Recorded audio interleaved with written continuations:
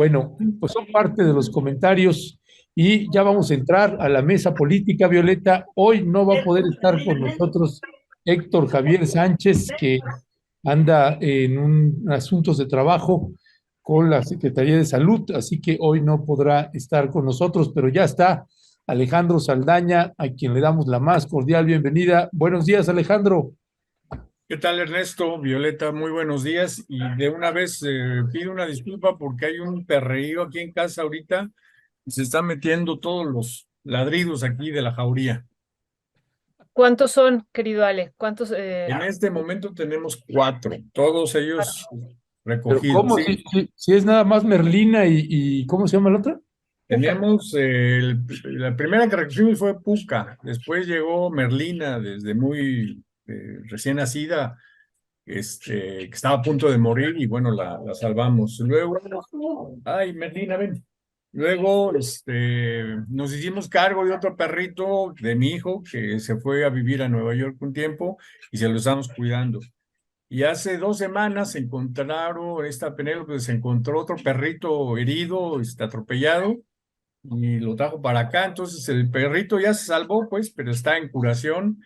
Y no, pues ya que se imaginarán aquí la jauría que tenemos cuando llega cualquier persona. Oye, Híjole. Ale, pues entonces si me aceptan la cookie estaría bien ahí ya para No, que les pues acompañe. bienvenido, bienvenido, Cookie. Nada más que A Cookie se lo van a comer, Violeta. no, el Cookie se va a imponer, es bien bravo. Bueno, nada más para la audiencia, el perrito de Violeta, el Cookie, es un pan de Dios el perrito, es de lo más simpático y de lo más tranquilo. Y aquí mis fieras, una de ellas es bastante fiera. Y silencioso, casi muy raro Y que la... silencioso, sí, sí, sí. Sí, pensábamos que era mudo al principio, pero ya después vimos que no, pero sí pensamos eso. Pues, mi querido Alex, vamos entrando en materia, pues ya el presidente hoy dio sus puntos de vista de este decreto y pues hay críticas por un lado, explicaciones por otro, justificaciones por otro, argumentaciones por otro, pues hay de todo en la viña de la Virgencita Morena y Rebelde. ¿Cuál es tu valoración de este decreto que hizo el presidente en este, pues ya un pleito político entre dos poderes, el de la nación? Mira, yo creo que hay varios ángulos, ¿no?, que podemos ir analizando, desbrozando poco a poco, ¿no? Yo primero pondría un primer criterio y es que pues, la verdad es que yo veo muy positivo el debate que se da entre ejecutivo y judicial y legislativo, ¿no? Porque durante años, durante décadas, muchos años, realmente lo que sucedía en el poder legislativo, particularmente en la Suprema Corte, y no solamente en la Suprema Corte, pero digamos de manera particular, nos pasaba completamente inadvertido. O sea, qué se discutía, cómo se discutía, qué argumentos había, etcétera. Pues estábamos, me refiero como país, muy ajenos a esta discusión. Entonces, el hecho de que los debates en la Suprema Corte se transmitan vía televisión, vía redes sociales, etcétera, me parece que ese es un avance muy importante y yo creo que habría que rescatarlo. Yo ayer no pude seguir en vivo la discusión de la Suprema Corte, digamos que me eché los argumentos ya pasadito, una vez que no en vivo, sino después, y los argumentos son muy interesantes. Digo, uno sin ser abogado, pues intenta uno darle una interpretación y tratar de entender, ¿no? Entonces, esa sería una primera consideración, que me parece muy positivo lo que está pasando. Más allá, digamos, de los detalles de forma, ¿no? Esto quizás también es importante, pero no me parece lo más relevante. La segunda consideración es que yo sí me preocupa mucho este asunto de la Declaración de Seguridad Nacional. Y lo digo porque no es una declaración que hay que tomarla en abstracto, o sea, hay que tomarla muy en particular, muy en específico, particularmente lo que refiere al Tren Maya y al corredor transísmico, porque hasta donde yo alcanzo a ver, y sí, de verdad, yo creo que el lunes con los maxi abogados se va a dar una muy buena discusión y habrá que preguntarles a ellos todos detalles jurídicos y las implicaciones legales, etcétera, que tiene el decreto o los decretos y la resolución de la Suprema Corte. Pero vamos, más allá de los detalles legales, sí me preocupa mucho porque finalmente se trata de una ocupación militar del territorio, ¿sí? Una ocupación militar del territorio de la península de Yucatán, del istmo de Tehuantepec, con base en un argumento legal, que es justamente declarar estos proyectos de como seguridad nacional. ¿Significa esto que no habrá transparencia de los recursos públicos? Recursos públicos, pues el senador Cravioto decía que no es así. Francamente lo dudo. Francamente tengo muchas reservas, porque si hay dos instituciones o algunas instituciones que son especialmente refractarias a la transparencia, son la Secretaría de la Defensa Nacional y la Secretaría de Marina. No, por la propia incluso naturaleza de las propias instituciones, que son instituciones, ya lo he escrito en Rompeviento en alguna ocasión, instituciones cerradas, ¿sí? Y una institución cerrada, por definición, su nombre lo dice, ¿no? Es una institución a la que no se le puede inquirir precisamente por la lógica vertical de obediencia y mandato que rige a esta institución. Entonces, insisto, no se trata solamente de una declaración de seguridad pública en abstracto, es seguridad pública de proyectos controlados, gestionados, operados por el ejército mexicano, ¿sí? Y eso me parece muy delicado, me parece muy grave, porque no solamente empodera al ejército, sino que le da todas las herramientas para una ocupación militar del territorio, ¿sí? Luego, esa sería una segunda. Una tercera versión es que se ha hablado mucho del desarrollo de la península y de la región sur-sureste de México, etcétera. Está bien, me parece que hay muchos argumentos para sustentar la necesidad de impulsar desarrollos de economías en estas regiones. De acuerdo. Yo creo que la pregunta no es esa, la pregunta es si esta era la única forma de desarrollo. Es decir, solamente un tren, es decir, no hay otras posibilidades de desarrollo, porque si decimos es que era la única, nos estamos amarrando de manos y nos estamos amarrando de pensamiento, porque pareciera que la única posibilidad de desarrollo es seguir las pautas de desarrollo capitalista depredador, como se ha dicho, la cancunización de la península de Yucatán. No hay otras posibilidades de desarrollo, es lo único que existe.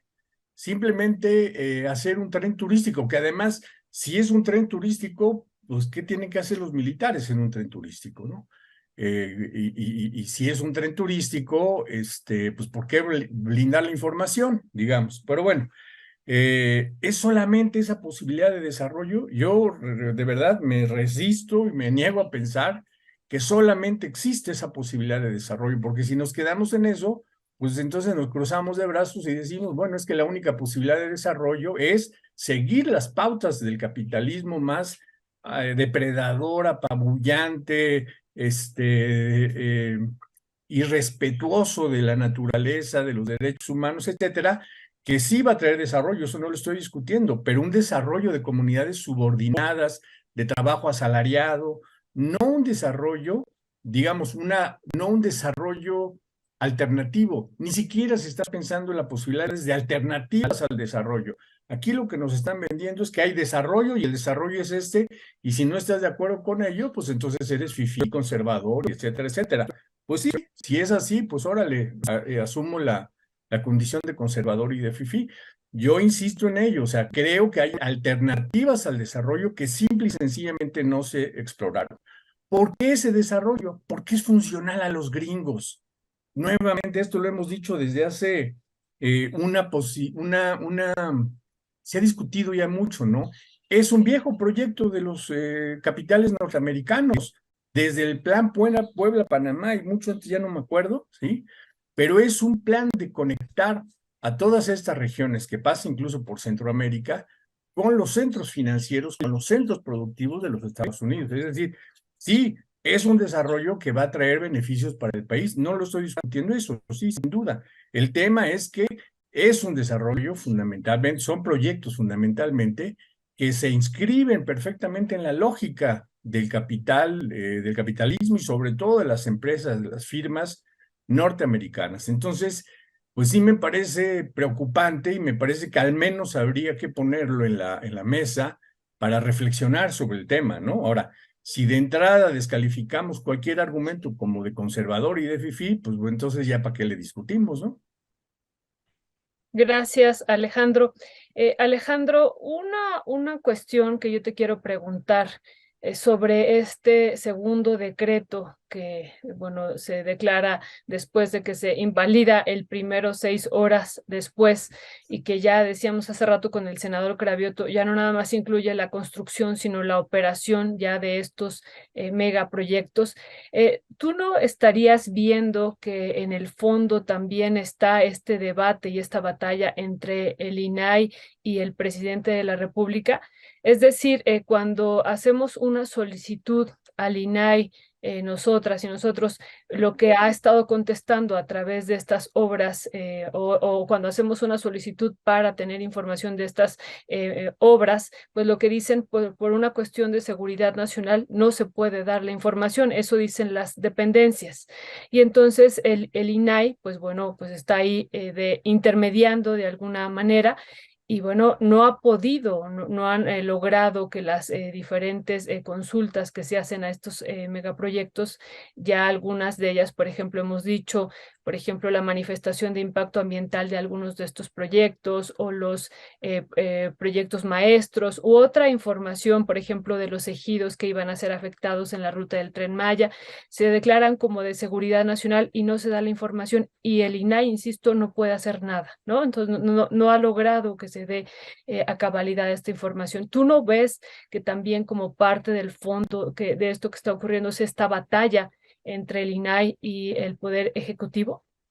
Sin duda, Violeta, yo creo que parte de toda esta discusión que se ha dado en los últimos días, que bueno, no es de los últimos días, ya viene de tiempo atrás, pero en los últimos días se ha agudizado, sí, por supuesto que tiene que ver con el INAI, ¿no? Y me parece, pues, que hubo plan con maña, para decirlo de manera rápida, es decir, no se puede desaparecer el INAI porque es un cambio de orden constitucional, pero sí se le deja como zombie, ¿sí? Se le deja inactivo simplemente al no tener el número de consejeros suficientes para que el pleno pueda funcionar.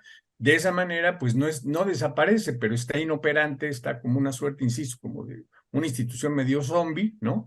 Por lo tanto, pues un montón no solamente con respecto a las obras emblemáticas o las obras de infraestructura que se están construyendo, sino en general de toda la información de los sujetos obligados, pues queda en una suerte de stand-by. Lo único que está pasando es que los expedientes se están acumulando, se siguen acumulando y el fondo del problema es que nuestro derecho a la información está siendo conculcado. Eso me parece que es lo más importante.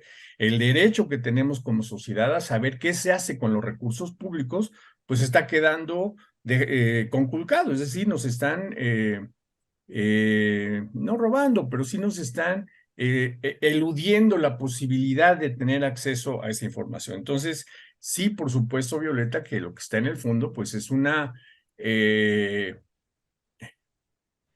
tensión, digamos, en órganos del Estado, por un lado el Ejecutivo y por el otro lado un órgano autónomo, ¿sí? Y eso nos mete en otra discusión, la validez, el funcionamiento, etcétera, de los órganos autónomos, ¿no?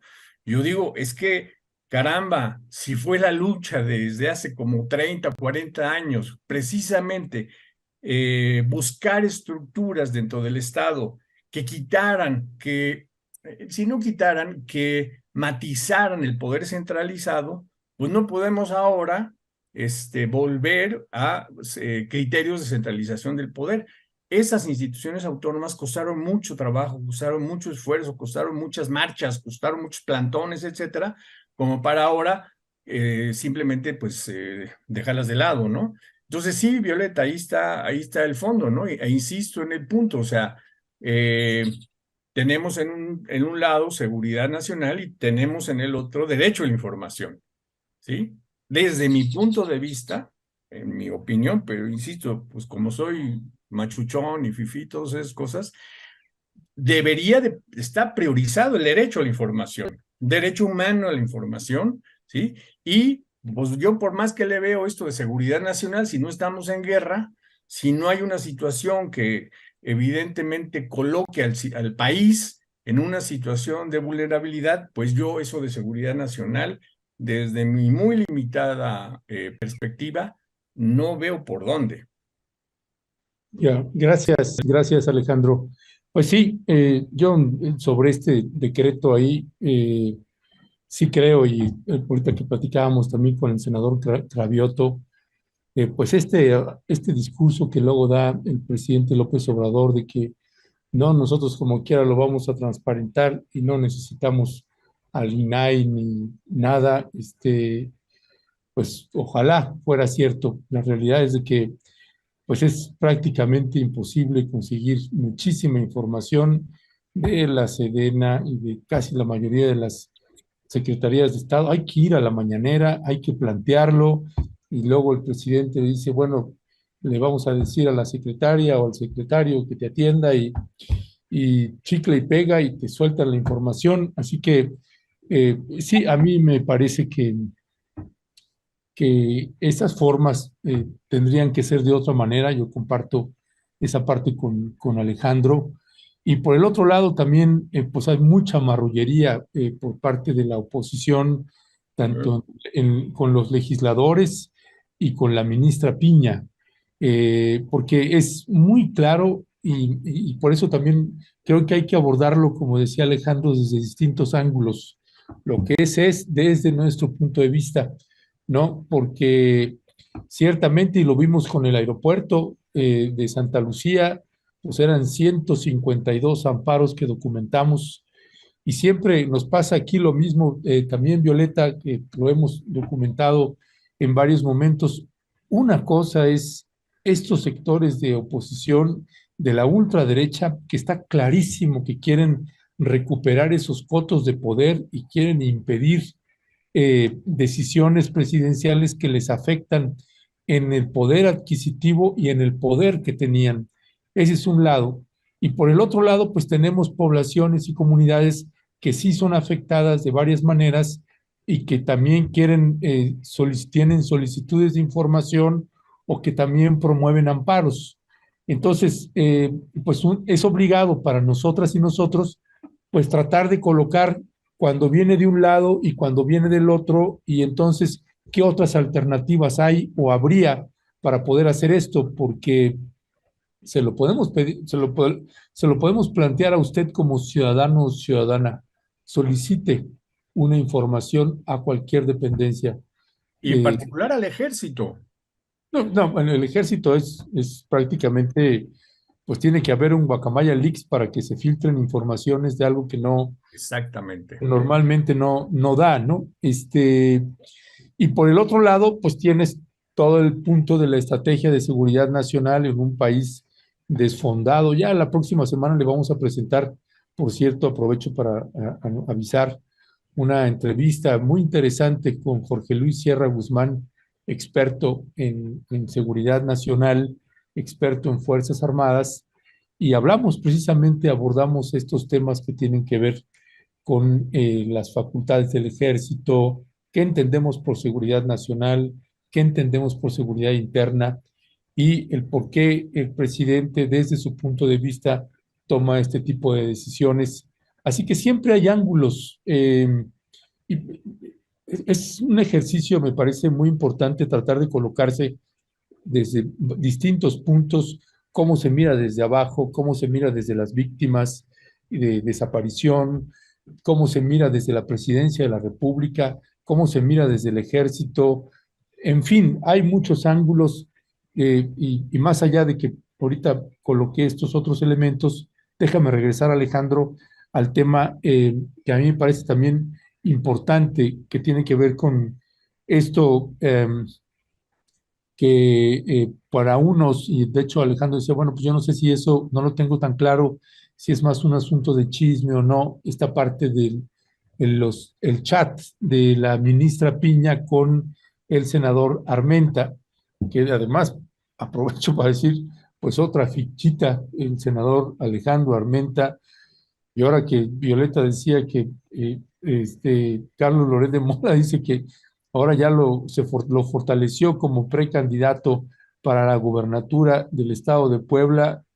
Dios me libre, imagínese un cercanísimo del Gober Precioso que pudiera ser candidato, ni quiero pensarlo, pero esta parte de la filtración del chat de la ministra Piña, que te vamos a pedir otra vez a saber si lo puedes poner las imágenes, porque Alejandro, a mí me parece también que cuando, pues si ese es un chat que se filtra de una conversación que tenemos entre nosotros, pues bueno, no pasa nada, ¿no?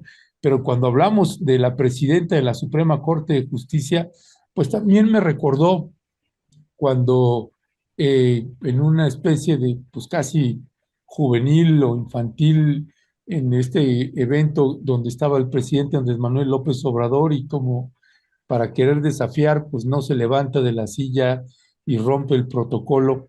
Eh, pues aquí, cuando uno ve esta manera, pues tan penosa de redactar, de escribir, tan falta de estrategia y que habla más de los impulsos de una persona que no puede controlar también sus emociones, pues claro que preocupa cuando se trata de la presidenta de la Suprema Corte de Justicia de la Nación. ¿Cuál es también tu valoración sobre esto, este chat que se filtró, Alejandro? Bueno, obviamente es un quemón de la ministra Norma Piña, ¿no? Ella después en la carta esta que publica reconoce que es un error, pues sí, ¿qué le quedaba, no? Pues sí, es una forma, digamos, muy poco institucional que demerita no solamente a la presidenta de la Suprema Corte, sino que afecta en conjunto a la propia Corte, a la Suprema Corte, ¿no? Sí, me parece muy lamentable. Ahora, yo te comentaba, Ernesto, que me parece que tiene mucho de chisme. No me refiero a que sea un asunto solamente entre particulares, que lo es, ¿no? Sino que no creo que tenga ninguna otra repercusión más allá de la coyuntura, más allá de lo que se está discutiendo ahorita. Seguramente esto va a tener aire todavía para unos, no sé, una semana o no sé cuántos días más, pero no va a pasar más. Y no va a pasar más porque tenemos el caso mucho más delicado, en mi opinión, de la ministra Yasmín Esquivel, en donde pues todo apunta de que en efecto hubo una serie de irregularidades o de tranzas con su tesis, y pues ahí sigue, ¿no? No pasó nada. Entonces yo creo que en este caso sí es una actitud francamente reprobable.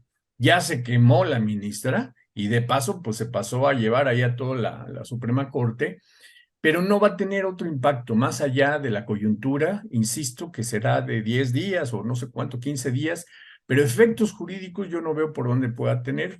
Efectos políticos los está teniendo, pero como suele ocurrir en muchos de estos casos, con el tiempo se van a ir diluyendo y simplemente pues nos queda la imagen de una mujer muy poco eh, digamos, o muy sensible a la crítica y muy poco inteligente para formular, para presentar sus argumentos, al menos ahí en el espacio de los chats y demás, ¿no? Entonces, creo que dentro de unos días esto va a quedar como una anécdota bastante negativa, bastante, pues eso, sin mayor, pero sin mayor peso ni jurídico, y el peso político se va a ir diluyendo. Eso es lo que yo opino. Muchas gracias, Ale. Tenía aquí en silencio el micrófono. Dos cuestiones, un poco regresando al tema anterior, me voy a regresar un poco en esto que decía Ernesto de los múltiples ángulos que tiene pues esta decisión que ha tomado el presidente del segundo decreto y también de darle a los militares la operación del Tren Maya. Y bueno, hay una visión que hemos platicado aquí y que yo quisiera pedir tu opinión, Alejandro, sobre esto que decía el presidente, que, bueno, existe la posibilidad, él decía, de que el Tren Maya se privatice en un futuro, ¿no? Ya no estando él al frente.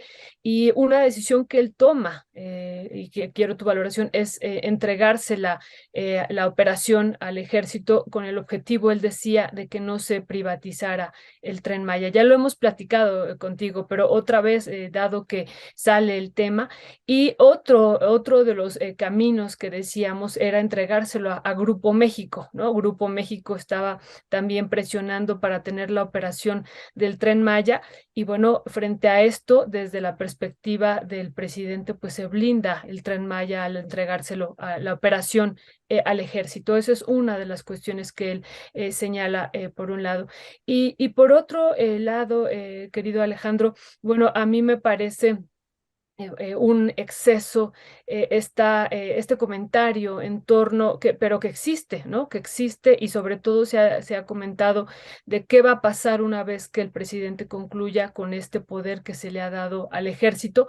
Pero esto de que es una ocupación militar, a mí me parece que darle la operación al Tren Maya, al ejército, o darle al ejército la operación del Tren Maya con el sentido de que no se privatice, pues bueno, no tiene un sentido de una ocupación militar, ¿no? Entonces, bueno, ¿cuál sería tu opinión sobre esto? Que en algún sentido, Alejandro, yo recuerdo que Ernesto le planteó al presidente en la mañanera estos intereses que había por varios grupos empresariales, no solamente de operar el Tren Maya, sino de construirlo, de tener los polos de desarrollo, las estaciones y todo lo que hay alrededor. Entonces, el presidente, y no solo eso, la parte que documentamos mucho, la fibra Tren Maya, esta fibra financiera, que era la financiarización de los ejidos, llevar al sistema financiero las tierras ejidales, ¿no? A través de esta fibra Tren Maya, y él dijo, eso no va a pasar. Y bueno, de ahí se desencadenó y se derivaron muchos eventos hasta la salida del propio director que estaba al frente de Fonatur y que era el encargado del proyecto Tren Maya. Entonces, bueno, hay muchos elementos aquí que me parece que también hay que estar analizando. Eso por un lado, me regresé al tema anterior. Y por el otro, querido Alejandro, ¿tú cómo estarías valorando esta situación que le hemos planteado también al senador Cravioto, que ya lo retomaba Ernesto, tú decías, bueno, esto puede ser que termine en unos días, pero bueno, podrá tener implicaciones desde tu lectura ya en la gubernatura de Puebla, ¿no? Una vez que pues se ha colocado al senador ahí con un reflector importante que a lo mejor no lo tenía, ¿no? Y que lo va a tener ahora después de pues de este intercambio de chats y de mensajes vía WhatsApp y de la respuesta que da sobre todo la ministra Piña en torno a esto. Alejandro, ¿cuál sería tu valoración de ambos temas? A ver, con respecto al primer tema, hasta donde tengo entendido, Violeta, el tema de las fibras, creo que sí se dejó de lado, ¿no? Sí.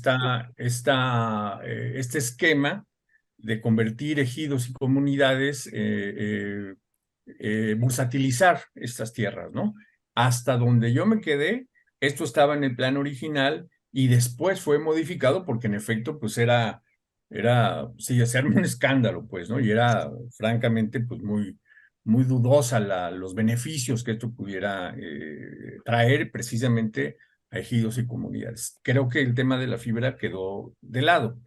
Ahora, eh, yo creo que el tema yo insisto en el punto, o sea, me refería a una ocupación territorial, porque el Tren Maya no es solamente el Tren Maya, como bien has dicho, Violeta, son estos polos de desarrollo, son estos hoteles, son estas inversiones que benefician fundamentalmente al capital. Y en esto hay que insistir, ¿sí? No, el beneficio para pueblos y comunidades, para la gente pobre, es secundario, es derivado, es como fuerza de trabajo pagada con salarios, pues, digamos, vamos a decir, salarios mínimos y más, un poco más, ¿no? Ese es el punto, pero esencialmente es un proyecto de orden capitalista. De allí que si se privatiza o queda en manos del ejército, pues mira tú qué diferencia, ¿no? O sea, finalmente en términos de lo que ocurre en el territorio, ¿sí? Lo que ocurre en estos espacios, lo que ocurre en las comunidades, pues un proceso de avasallamiento capitalista que creo que no es tan relevante si es privado o es del ejército, ¿no? Ahora, por supuesto que hay inversión privada y por supuesto que estos grandes consorcios hoteleros están puestos allí y son los que se van a llevar, ya se están llevando, las principales utilidades, las principales ganancias. Además, añadamos el inmenso costo ambiental que está teniendo en toda la región, ¿no? O sea, esto de que no se iba a tirar un árbol, pues es falso, llevan más de 10 millones de árboles tumbados, más todas las afectaciones que se están haciendo sobre los cuerpos de agua subterráneos que hay en la península, ¿no? Y yo decía que sí hay que leerlo esto como una ocupación territorial del territorio, porque finalmente el ejército va a tener hoteles allí, gestionados por el ejército. Pues perdón, pero esto es una presencia militar en este territorio, en actividades que nada tienen que ver con la seguridad del país, ¿o sí? Nada tienen que ver con una amenaza de extranjera de algún país, no tienen absolutamente nada que ver. Y la otra es que esto forma parte de una tendencia global, de una tendencia internacional, al menos en la región de Latinoamérica, de cómo los militares empiezan a tener cada vez mayor presencia en diferentes actividades económicas, en diferentes actividades no necesariamente vinculadas digamos, a la naturaleza de su función, ¿no? La defensa del país, de la seguridad nacional, etcétera, etcétera, ¿no? Es decir, no es un caso aislado el de México, no es una situación particular, sino se está viviendo en otros lados, en el Brasil de Bolsonaro, ¿sí? En Argentina se ha vivido también, desde Menem y más desde antes, ¿no?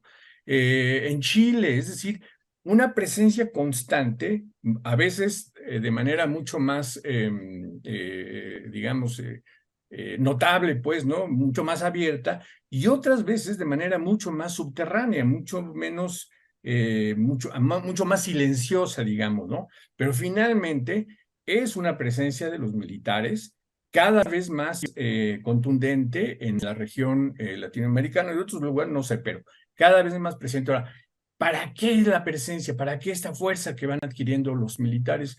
Pues es claro que forma parte de los procesos expansivos del capitalismo americano. Es parte de la construcción de estos territorios latinoamericanos como parte de la seguridad de los Estados Unidos, ¿no?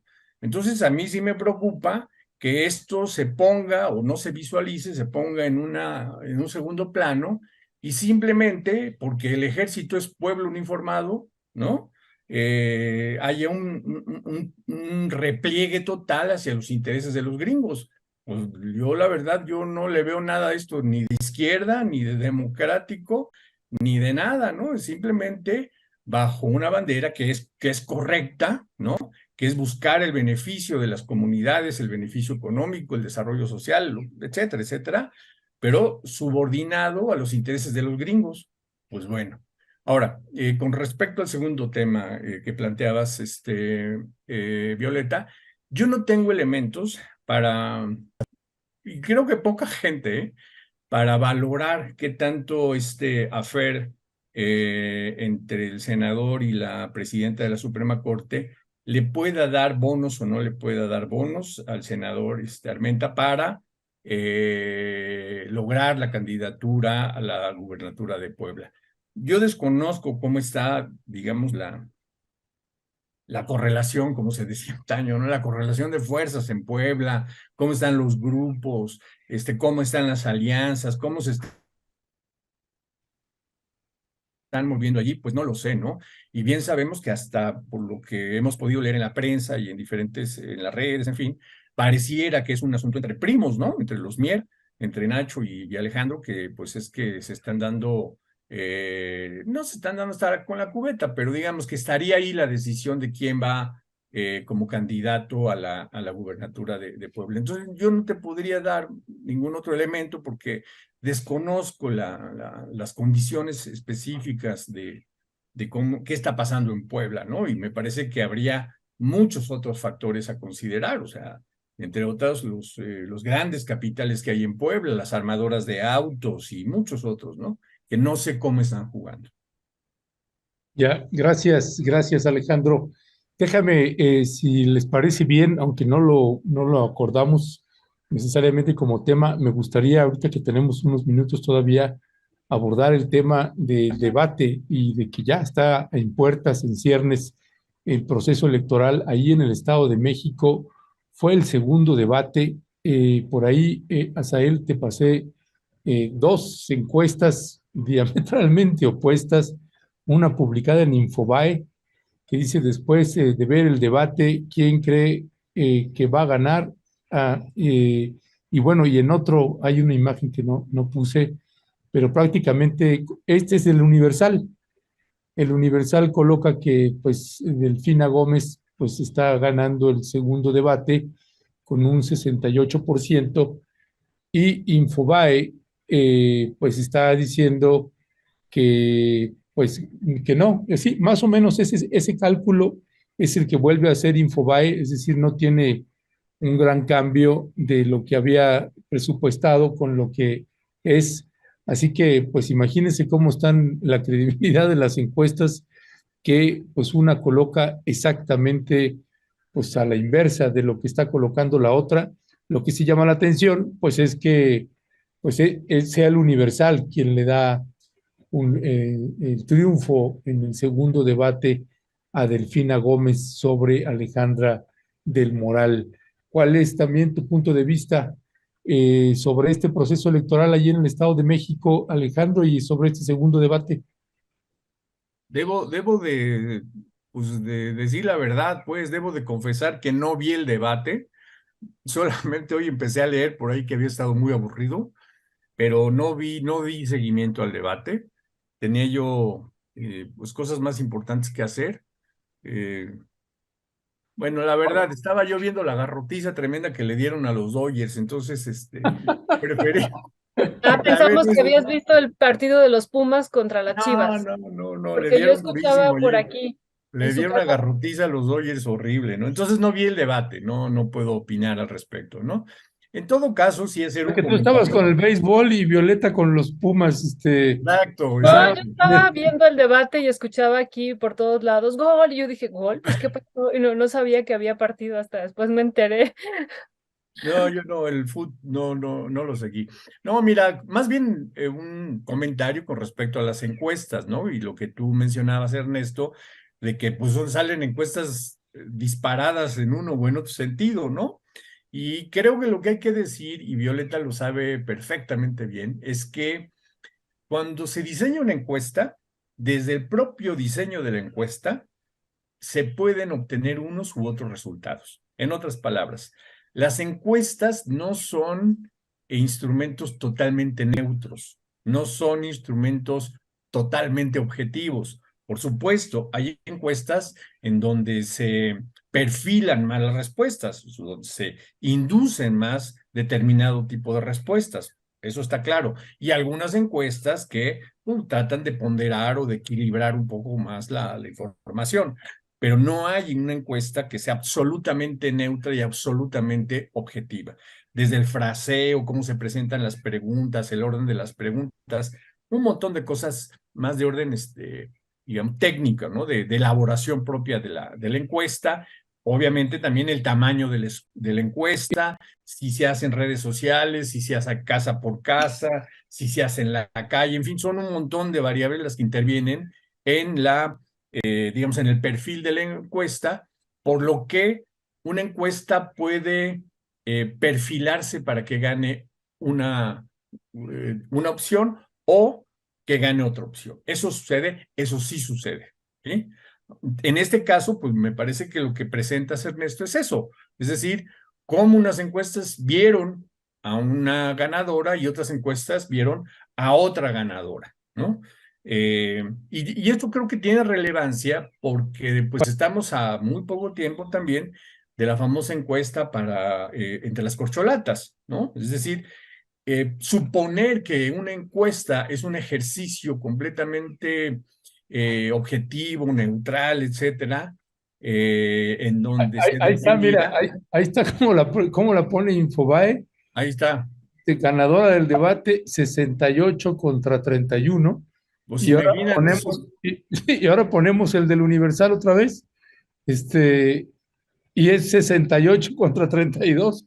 Ah, sí, exacto, es que o sea, cosa. dos terceras partes vieron como ganadora a Del Moral y en otra encuesta dos terceras partes dan como ganadora a la maestra Delfina, ¿no? Pues es eso, o sea, hay muchas maneras de configurar una encuesta y perfilar los resultados en una o en otra dirección. Entonces, suponer que una encuesta es completamente objetiva, neutral, etcétera, pues es falso eso, ¿no? Sí, tampoco significa que no existan criterios de ponderación de información y de equilibrio de información, por supuesto, y eso es lo que uno esperaría de una encuesta seria, ¿no? O sea, sí, sí existe esto, pero tampoco es que sean así las grandes virtudes en una encuesta en donde los resultados sean totalmente objetivos y demás, pues eso no sucede. Muchas gracias, querido Alejandro.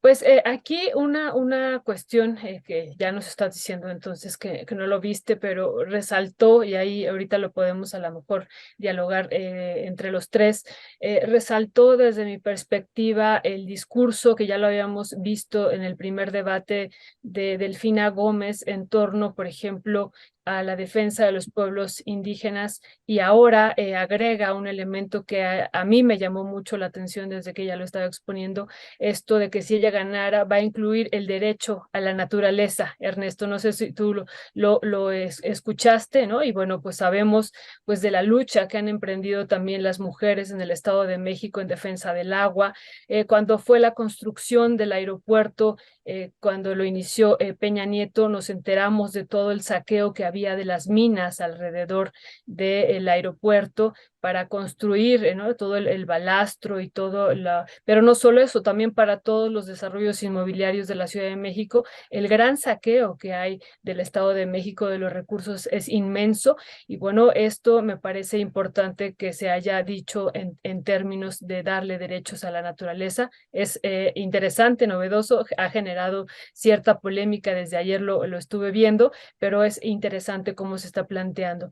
Y otro elemento, pues esta lucha, dice ella, que es la lucha por los desposeídos y por la dignidad. El discurso me llama la atención. En contraste, Ernesto y Alejandro, esto que planteaba Alejandra del Moral, ¿no? De proteger el patrimonio. Y bueno, pues nos preguntábamos, pues no todo mundo tiene patrimonio que proteger, ¿no? Las estadísticas también de marginación y de pobreza en el Estado de México son realmente alarmantes. Entonces, el discurso este que ya hemos escuchado, ¿no? Por parte de un sector de que hay que proteger nuestro patrimonio, nuestros bienes frente a esta propuesta que está haciendo incluso Morena, que nos los quiere despojar. Incluso hemos llegado a difundir algunos documentos donde eso se ha estado planteando desde que llegó el presidente de la República, ¿no? Incluso diciendo, pues sigue este discurso del Foro de Sao Paulo y pretenden despojarnos de nuestros bienes. Y ayer sale este discurso, ¿no? De proteger el patrimonio. Y otro elemento que a mí me llamó mucho la atención es esto de Alejandra del Moral señalar que no importa si el gobierno es de izquierda o de derecha, y bueno, desde mi perspectiva, ese es el fondo, importa mucho, y bueno, en esta idea de que también no importe si hay o no hay ideología, porque lo importante pues es gobernar de otra manera, y me parece, bueno, que es parte de un discurso que ya hemos escuchado mucho. No sé qué opinas tú, Ernesto, tú creo que sí lo lograste ver. Sí, bueno, yo sí creo que me recordaba también cuando escuchaba a Alejandra del Moral a esta candidata de Nuevo León, también de Morena, era Sí, Clara Luz, que también salía se había sumado a ella un candidato panista y decía, sí, por un gobierno sin ideologías. Y dices, santo Dios, sí, sí, sí. en manos de quién, en manos de quién estamos. Pues sí, son parte de, me parece a mí lo que realmente más me sorprende de este ya segundo debate, pues más que nada en lo general, de una candidata del Partido Revolucionario Institucional tan pobre en la argumentación, en el desarrollo de proyectos, en la presencia, porque pues uno hubiera esperado precisamente pues una candidata pues muchísimo más capaz, porque teniendo una candidata más capaz y teniendo todo el poder que tiene el Partido Revolucionario Institucional en el Estado de México, pues le daría por lo menos posibilidades para poder hacer un fraude creíble, pero me parece que ya ahorita la distancia es verdaderamente abismal. Tan grande es la diferencia que ya ni siquiera un fraude electoral con toda la maquinaria que puedan tener, pues ya no pasaría, no sería creíble prácticamente de ninguna manera. ¿Cuál es tu valoración ahí, Alejandro? Vuelvo, o sea, te digo que no vi el debate. Lo que comentas es que reacciono a tu comentario. Pues es que tampoco en el Estado de México se han distinguido sus gobernadores precisamente por su brillantez, ¿no? O sea, si echamos una mirada rápidamente al pasado, pues diga, el actual gobernador del Mazo, pues no, tampoco es así como un dechado de virtudes, ¿no? Ni un estadista de altos vuelos, ¿no? Y luego, pues vámonos para atrás, ¿qué te gusta? Peña Nieto, ¿no? En fin, el tema es que, pues, el Estado de México, lo hemos sabido bien, desde hace muchos años, yo creo que sí podemos hablar en el pasado, ¿no? Fue bastión del PRI, particularmente, pues, por la fuerza del grupo Atlacomulco, de Jan González el viejo, pues, ¿no? El que originalmente era maestro de escuela y pues hizo una gran fortuna bajo su bien conocida sentencia de que un político pobre es un pobre político, ¿no? Entonces, pues era la aplanadora, ¿no? Sabemos bien que el mayor número de electores ya desde hace 40, 50 años está en el Estado de México, particularmente en todos los municipios conurbados a la Ciudad de México, pero entonces, pues era un triunfo asegurado independientemente del candidato, ¿no? O sea, no necesitaba ser un estadista ni un dechado de virtudes en el debate político ni nada, porque simplemente pues echaban a andar la enorme y pesadísima maquinaria y los enormes recursos que tenían para ganar, así hubieran puesto pues a quien sea, bueno, a Peña Nieto, ya para pronto, ¿no? Y ese es el equilibrio que parece empieza a romperse. Esa es la fuerza que empieza, al menos al parecer, pues, a desaparecer, ¿no? O al menos equilibrarse de una manera diferente, ¿no? Eh, lo que yo, insisto, leí es que había sido un debate muy aburrido y que, pues, en efecto, la candidata Alejandra del Moral, pues, no se distinguió precisamente por sus dotes discursivas ni por su brillantez intelectual, pero no puedo opinar más porque no lo vi. Pues bien, querido Alejandro, creo que tenemos que llegar al final, ¿verdad, Ernesto? Sí, sí, sí, sí. Pues te agradecemos muchísimo, querido Alejandro, y que estés aquí con nosotros. Y yo ay, les quiero presentar al Cookie, que ahorita está muy despeinado, pero les quiero presentar al Cookie que hemos hablado de él. Está muy, muy despeinado, pero este es el Cookie allá. No, pues ahí, Hermoso el cookie. Entonces te sí, lo vamos a mandar, querido Alejandro, ahí para que esté con Puca y Merlina y que les haga no, compañía. y el problema de Alejandro es que no puede agarrar ninguno de esos perros y ponerlo, ni Aquí está, Merlina, ni aquí porque lo está muerde. Merlina, aquí está Merlina, pero esa sí es medio muy nerviosilla, por decirlo de Sí. una manera rápida. No, esa sí es brava, esa sí es brava. Sí, sí. Bueno, gracias Vale. Alejandro, gracias Cookie. Un buen fin de semana. Hasta Eh, pronto. Gracias. gracias. Adiós, Cookie. Ese es el rompecookie. Ahí está, mira. Bueno, bueno, pues ahí vio usted a nuestro querido Alejandro Saldaña. Hay muchos comentarios de la audiencia. Déjeme detenerme antes de darle entrada también Marta Olivia López, que ahí viene con nosotros. Dice Hugo HP, pero el ejército sí te preocupa, pero el ejército sí te preocupa y lo de la ministra no, por favor. Entonces, ¿quién da amparos? ¿Quién los avala? ¿Quiénes desechan reformas? Qué barbaridad, qué cosas. Dice Alfonso Pano, según Alejandro, el ejército mexicano trabaja para el capital gringo. ¿Qué programa estaba viendo Alejandro Alfonso Pano? Qué manera de distorsionar las cosas. Dice, eso está mal, pero que el capital gringo subvencione ONGs, eso está muy bien. O sea, ¿qué onda? Pues más bien esa pregunta te hacemos, Alfonso Pano. ¿Qué onda con tu comentario? No sé qué programa estabas viendo.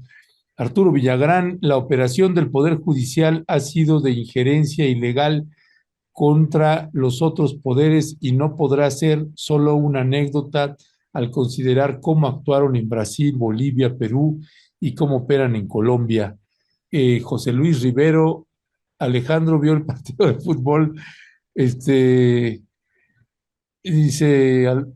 Alfredo Dávalos, no, pues si lo administran los militares es capitalista, pues que lo administre Claudio X González es el fin, al fin es lo mismo, ¿no, señor Alejandro?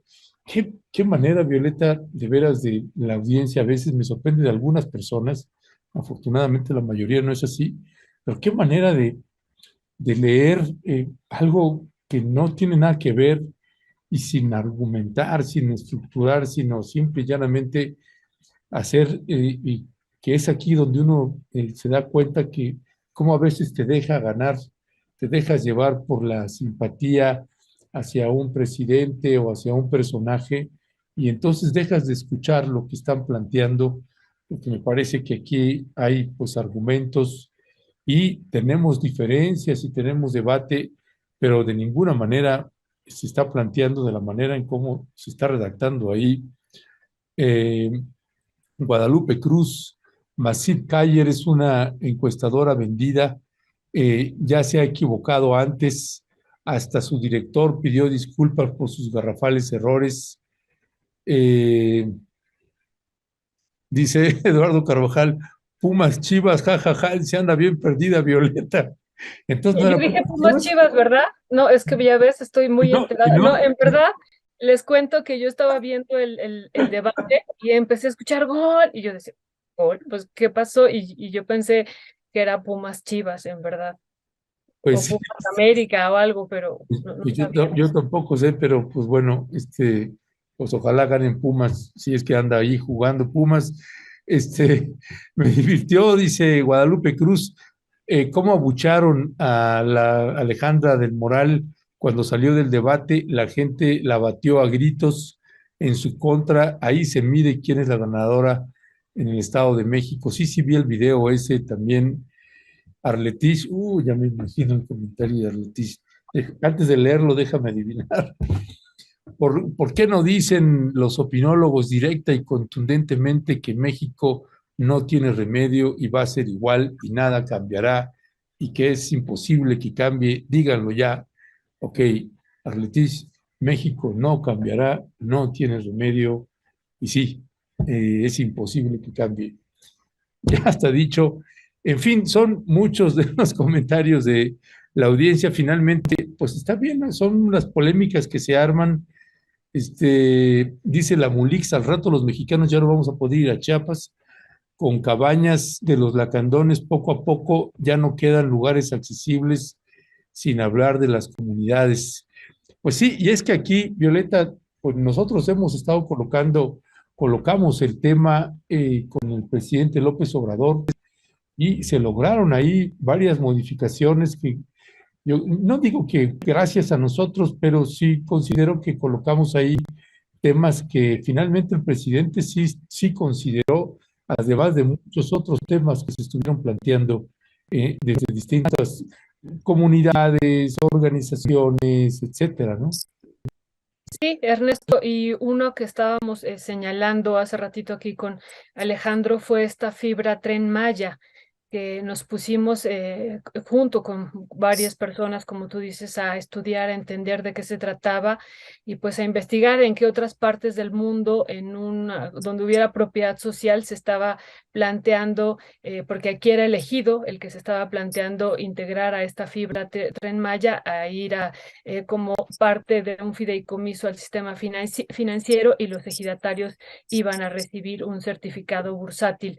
Esa era la forma de incorporarlos al Tren Maya, y bueno, hubo una escucha muy, muy interesante y análisis también del procurador agrario y de otros sectores del gobierno de la Cuarta Transformación que también fueron, me parece, que estuvieron abiertos a estos señalamientos, y hubo un cambio, Ernesto.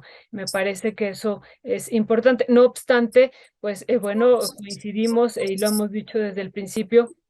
El gobierno de la Cuarta Transformación pues está enmarcado en un régimen de acumulación capitalista, entonces, y entendemos lo que dice Alejandro, pero bueno, eso está claro desde el principio, ¿no? Se está planteando una visión de desarrollo, ¿no? Frente a esto que decimos nosotros, cuáles eran las opciones, si Grupo México o algún otro grupo extranjero se quedaba con la operación y con la construcción del Tren Maya, o esta visión que tiene el presidente, es la visión del presidente de decir, pues vamos a protegerlo y se lo damos pues a la operación al ejército. Por supuesto que es polémico, que hay muchas vertientes de análisis sobre esto, Ernesto, y eso me parece pues lo interesante también, verlo desde esas múltiples perspectivas, pero lo difícil es lo que va a ocurrir, y ya lo estaremos viendo los próximos años en ese territorio, ya una vez que empiece la operación, Ernesto, y la llegada masiva también de los turistas. ¿Cuál va a ser el impacto en estos espacios que ya lo está viendo, y cuál va a ser el impacto a futuro, Ernesto? No solamente la presencia a través de la operación del ejército, sino también de los impactos que habrá a nivel ya de península, también probablemente muy, muy importantes de derrame de recursos, pero también impactos medioambientales, Ernesto.